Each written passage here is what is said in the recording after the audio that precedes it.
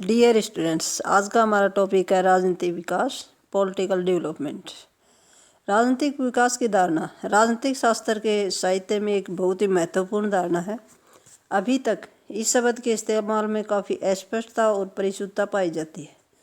आधुनिक विशेषकर अमेरिकी राज्य वैज्ञानिकों को जिस बात से खास तौर पर प्रेरित किया वह है अफ्रीका, एशिया और लैटिन अमेरिका के क्षेत्र में बहुत बड़ी संख्या में स्वतंत्र राष्ट्र राज्यों का उभर कर आना, जिसने बहुत ही तीव्र गति से एक स्थान से दूसरे स्थान में परिवर्तन को प्रदर्शित किया और इस प्रकार उन्हें प्रेरित किया कि वे अपने सामाजिक शोध उपकरणों को नए तरीकों में डालें।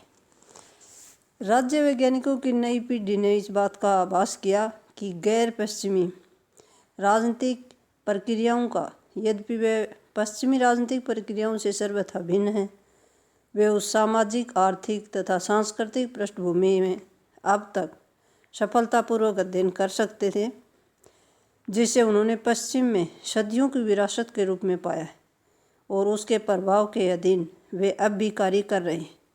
वे पश्चिमी राजनीतिक प्रक्रियाओं से सर्वथा भिन्न थे, उनकी जड़ें सर्वथा भिन्न सांस्कृतिक पृष्ठभूमि में थी और इसी सांस्कृतिक पृष्ठभूमि से वे जीवन प्राप्त कर रही थी।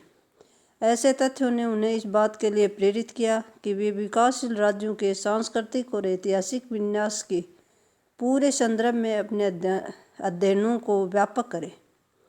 इसका परिणाम ये हुआ कि तुलनात्मक राजनीति के अध्ययन में नया उपागम इतना विस्तृत और व्यापक हो गया कि उसमें राजनीतिक संस्थाओं और संरचनाओं के विश्लेषण के अलावा पर्यावरण संबंधी शक्तियों को भी शामिल कर लिया गया। अभी तक राजनीतिक विकास की कोई परिशुद्ध और मानक परिभाषा नहीं दी गई। इसका कारण अंतःशास्त्रीय दृष्टिकोण से किए गए विभिन्न अध्ययनों में देखा जा सकता है कि सबकी विषय वस्तु विश्व के नए राज्यों की संख्या में वृद्धि, उनका आधुनिकीकरण और विकास। Lucian Pye, G.A. Almond, James Coleman, W. Howard हिंगस, Herbert Keith, David Apter, Harold Lasswell, Karl Deutsch, F.W. Riggs आदि ने राजनीतिक विकास का अध्ययन किया। Lucian W. पाई पहला वैज्ञानिक था जिन्होंने राजनीतिक विकास का सही ढंग से विश्लेषण किया।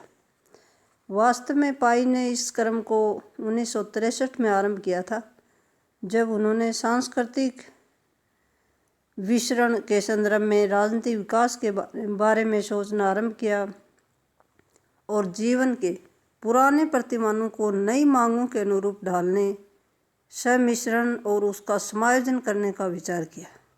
उन्होंने इस बात पर बल दिया कि राजनीतिक विकास की दिशा में पहला कदम राष्ट्र राज्य व्यवस्था का विकास है, जिसे उन्होंने बुनियादी संकल्पना के रूप में स्वीकार किया, जो विश्व संस्कृति के सभी समाजों के क्रमिक वर्णन को स्वीकार कर उसका समर्थन करती है। इस व्यवस्था पर उन्होंने बताया कि राजनीतिक विकास के प्रतीकों को 3 विभिन्न स्तरों पर देखा जा सकता है: कुल आबादी की दृष्टि से, सरकार के स्तर और सामान्य निष्पादन की दृष्टि से, और राज्य व्यवस्था के संगठन की दृष्टि से। Thank you.